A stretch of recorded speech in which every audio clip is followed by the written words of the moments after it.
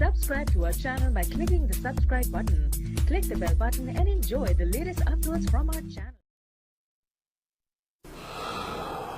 دا ځای په ځای کې د موبایل ټاورونه دا بیټرۍ کوزیږي او اکثر بیا چې چوکیداران غریبانان پکې هم شرمېږي او د مالکان هم چې لکه چېرې تاوان وشو خو په داسې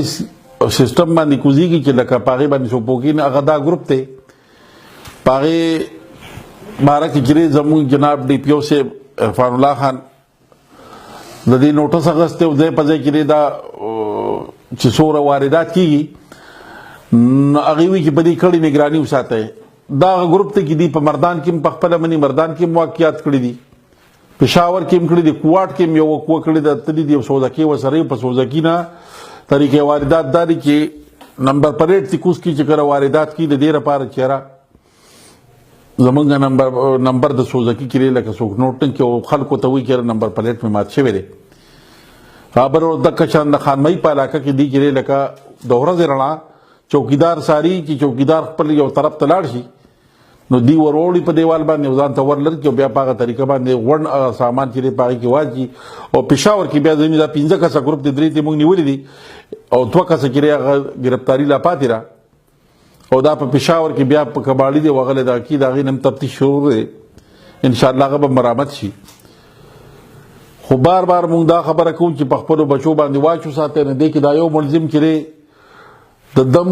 پلار مړ دی یتیم دی نو سوزکې چلي نه دی کار ته کسب ویلی دی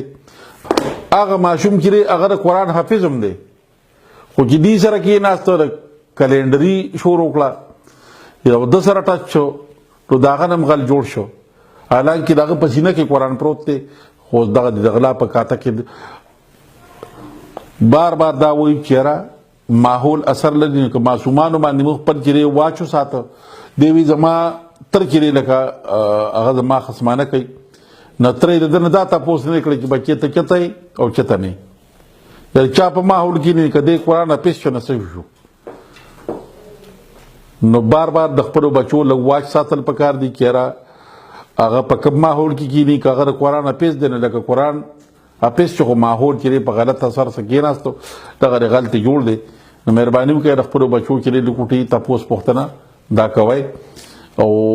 چې د کوم ځای کې د ټاور غلاګانې شوي دي دې نن کسټډي موږ سره ختمه ده دا به موږ چې دی جیل کې داخلو دي خو چې کله غلا کړله رنګ یې هات ونیولي شوي دي رنګ یې هات ونیولي شوي دي دا هم نه چې لکه چې کوم ټیم سامان برآمد دی سوزکې ورسره نیولې دی صرف 2 کسان تښتېدلي دي 3 ورسره موږ دا رنګ یې هات ونیولي دي او نن بس دا انشاءالله تعالی زه به خپل کلي کې اوسېږم او دې پېښور ته به زه نور نه راځم او د ما توبه ده جي علي نوم دی جي او موږ د تنګیا بازو اوسېدونکي یو او جي موږ د کوواټ نه د مردان نه او د کارخانو سایډ نه چې موږ د ټاور نه بیټرانې راوړې وې او زه په خپله سوزکي ډرایور یم او دا کوم کسان چې د هغوی یو اقبال نوم دی یو فرزن نوم دی او جي بس چې څه شوي هغه شوي دی انشاءالله که خیر نور به نه کېږي که خیر پیدا الله طرف